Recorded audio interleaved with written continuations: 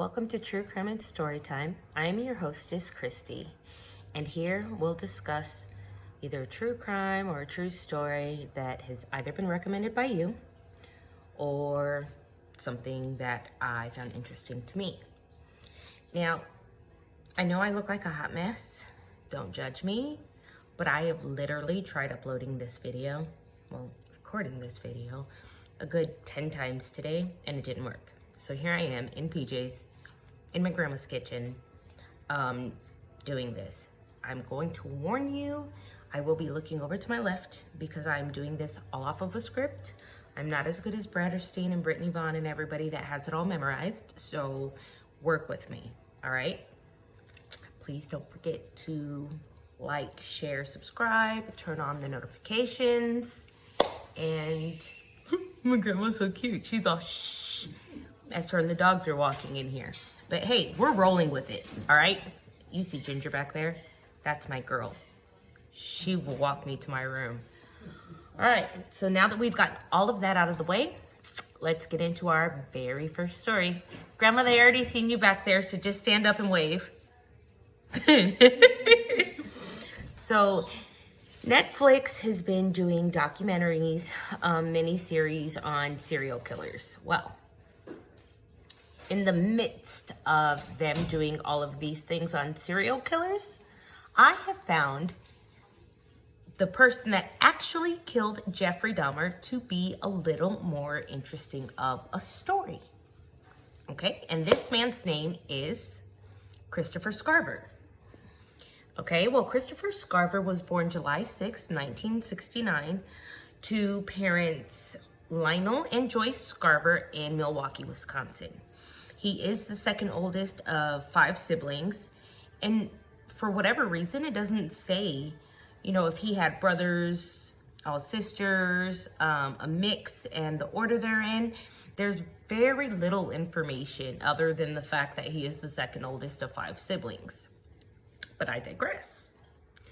He did attend James Madison High School. Told you guys I'd be looking. There isn't very much information about his parents either. But from what I did read, it kind of sounded like he grew up in a single parent household. I'm not sure if his father was deceased or incarcerated. But what it does say is that he dropped out of high school in the 11th grade. And a lot of that was due to the drug and alcohol use, due to his inability to participate and do schoolwork and things of that nature. Soon after he dropped out, his mother did end up kicking him out of her home, one, because of the influence that she felt as if he had on his younger siblings, and of course, the substance abuse issues. And at the time that he was put out of his mother's house, his then girlfriend was pregnant with his son. So it goes on to say that there have been claims that Christopher was struggling with like depression and sadness because of the economic situation in his neighborhood. There was a lot of guns and violence, and it also states that he's been discriminated against because of his color and, of course, where he had lived. So I don't know the name of his son's mother. Did I say that she was pregnant with his son? If I didn't, she was pregnant with his son. So he wanted to go ahead and do better for himself. So he joined this program, and I do have to look at the screen for this. The Wisconsin Conservation Corps program. And there he was learning carpentry. And he was told by his then boss, Edward Patz, that if he continues to do a good job, that they will hire him permanently. Unfortunately, Patz was canned. And a new boss came in. Yes, Ginger. Sorry.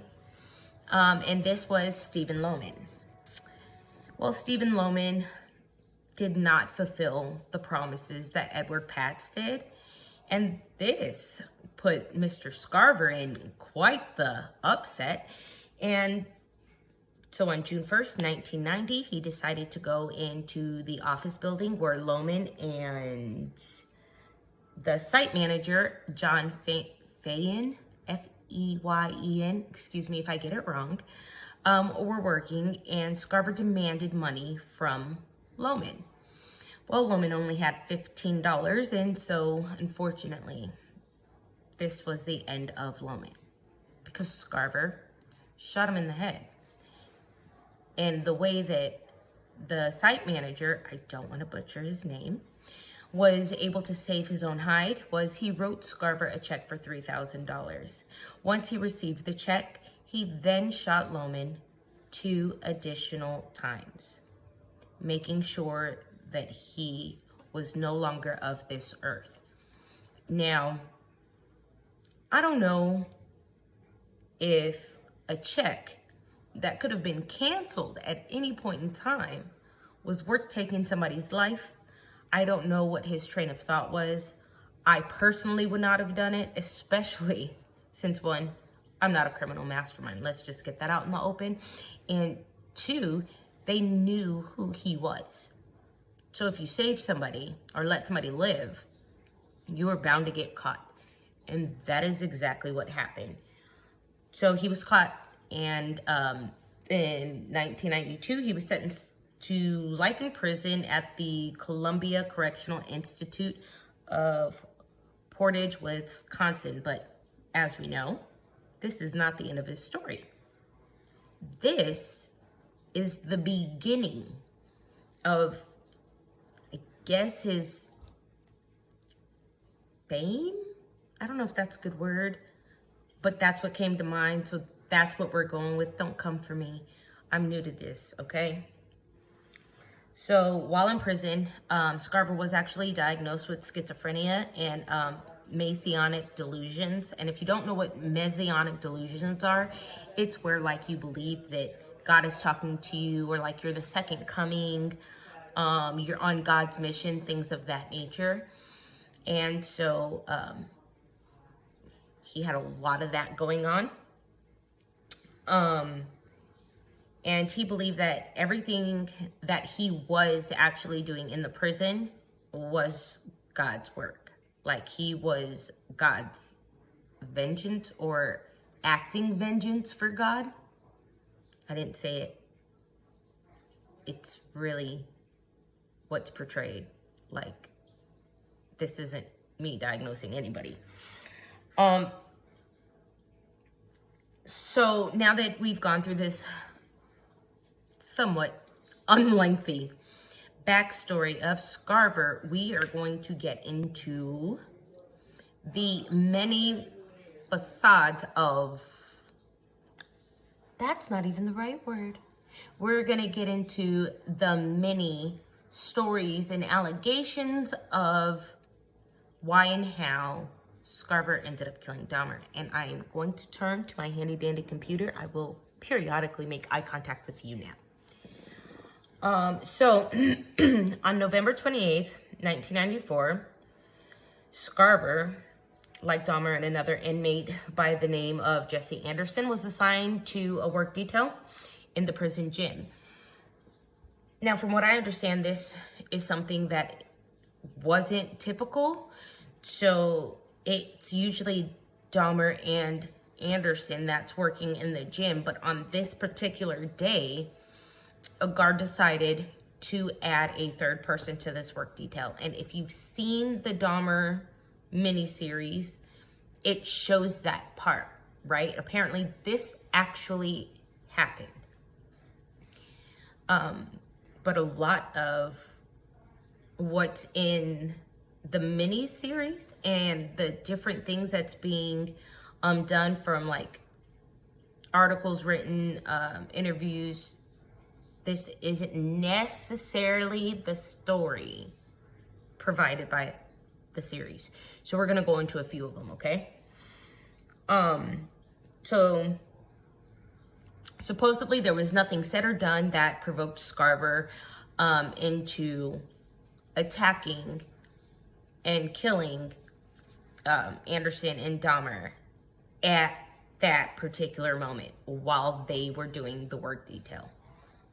I'm sorry if I'm going to be giving a lot of spoiler alerts if you haven't seen the Dahmer series, but I am sorry. If you haven't seen it, turn me off, go watch the miniseries, then watch me again.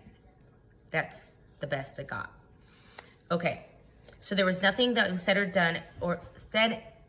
or done to provoke Scarver in that moment. However, because Jesse Anderson allegedly killed his wife, and there's, no women, no children, I guess, that was enough for Scarver to essentially murder Jesse Anderson. There isn't too much detail about what he did to Anderson.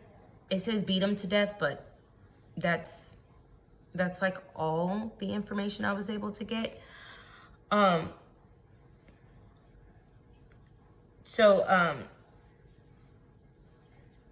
Things get a little more confusing as we go on, so that's why I have to keep back and forth.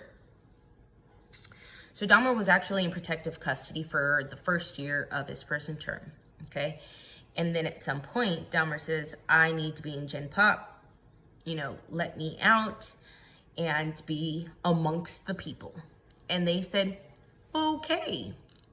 Well, according to the miniseries, as well as the prison chaplain, Dahmer was actually antagonizing a lot of the prisoners. So they said that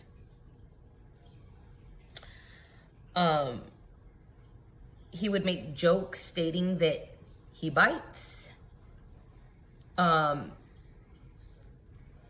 And supposedly, during an interview in 2015, Scarver says, and I quote, "Sorry, Bratterstein, I'm not trying to steal your thing. He crossed the line with some people, prisoners, prison staff. Some people who are in prison are repentant, but Dahmer was not one of them." He also goes on to say how Dahmer would use ketchup packets to imitate blood and fold his food into makeshift body parts. And like I said, the prison pastor, Roy Ratcliffe, backed up Scarver's claims, even though Dahmer's lawyer refutes them. He says that Dahmer was a serial killer, so why would he play with food? I don't know that that is a viable argument, but we're gonna go with it.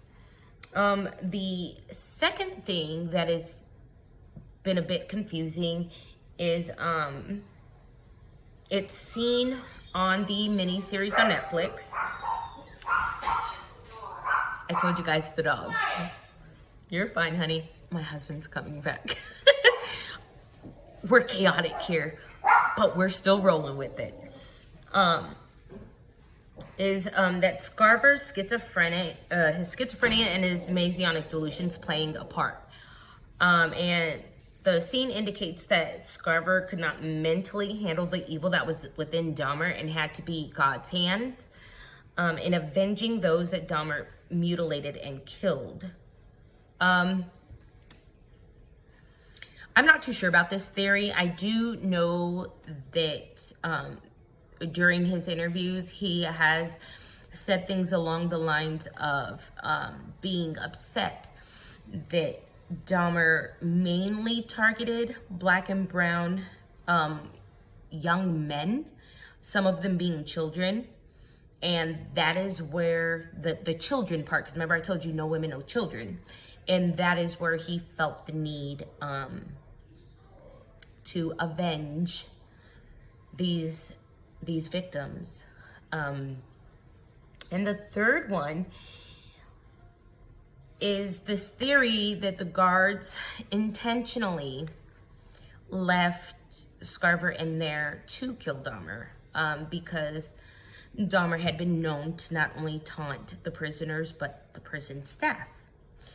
And so you don't really leave criminals in a facility like that, like for what they're known for doing, alone during cleaning duties. It's a maximum security prison to my understanding. I could be wrong, don't quote me on that, all right? I don't need no evil back talk on here. But supposedly they weren't supposed to be left alone anyway. And somehow this guard decided to leave Scarver in there alone. And he did take a piece of gym equipment. But we're not there yet, are we? No, we're not. So I did tell you guys about, his reason for killing Anderson. But one thing that I did find to be very interesting was that in all accounts, it said that Dahmer didn't even put up a fight. As a matter of fact, the miniseries shows that Dahmer got baptized the same day that clown serial killer was electrocuted. So I don't know, but it made it seem as if Dahmer accepted his fate, and that he did actually repent, and that he knew he was going to heaven, or at least that's what the miniseries made it seem.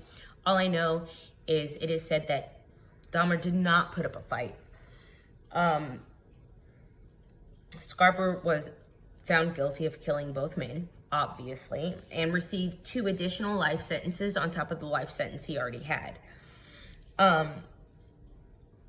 In 2005, Scarver filed a civil lawsuit against the prison for keeping him in solitary confinement for 16 plus months and subjecting him to inhumane conditions and treatments after the conviction. In either 2003 or 2006, Scarver was transferred to a prison in Colorado with 36 other mentally ill prisoners.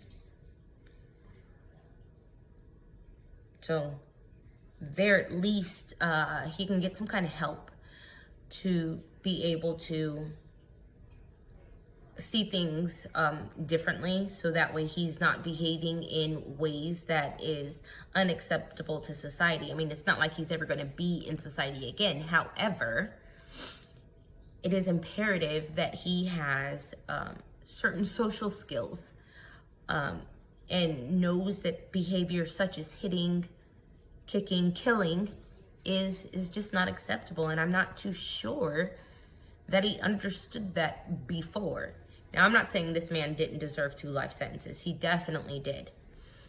Well, 3 in total. He definitely did. But I can say that mental health does play a huge part in how people behave. And if somebody isn't getting the treatments that they are supposed to be getting, their mental health ailments may lead them down destructive paths, whether it's self-destructive or not. He was destructive to other people, and I guess internally that's self-destructive. I mean, he has a whole son who, by the way, is named Christopher Scarver Jr., and let me say, from what I read, okay, Christopher Scarver is an amazing father behind bars. I am not even kidding, okay? So I watched an interview with Scarver's son, Scarver Jr., and he was saying that he was going down the wrong path and that he had wrote his dad. And his dad told him, that he's got to make different life choices. And it says, in 2015, Scarver wrote a book called The Child Left Behind. And that is about his son, right? Because he ultimately left his son behind. And so he stayed connected with his son and encouraged him to get his education. And because of his active role in his son's life, it is said that Junior graduated with a degree in sociology from Bethany Lutheran College in Mankato, Minnesota. He also played basketball. He was given a 2-year scholarship from the University of Wisconsin. And that was from actually the prison. They have programs that help, which I think is amazing that they do that. But ultimately, regardless of what he may have done negatively, he somehow managed to still positively impact his son to where his son had a better life and, you know, grew up to be a better man. I know that sounds horrible, but it's the truth. Now, you could say whatever negative you want to say about him, but at least with all the horrible that he did, he was still a very positive father. He's, you know, getting the help that he needs. And I wish him all the best. That's the story of Christopher Scarver. So what do you guys think? Like, could somebody who is long time suffering substance abuse, mental and emotional health, and all the things, should they really be held to the same standard as a normal, well, what society deems as normal, as a normal functioning adult? Or should they spend their life in, I'm not saying free ever, but maybe a mental institution to kind of help them, you know what I mean? That way they can possibly get, you know, actual jobs where they're guarded or something. I don't know. Like, it has to be something more than, okay, you have problems, off to prison you go. Oh, now we see how serious the problems really are. Off to another prison, but for, you know, mentally ill patients. Like, I don't know. I'm at a loss. Tell me what you guys think, and I will see you guys in the next one. Bye.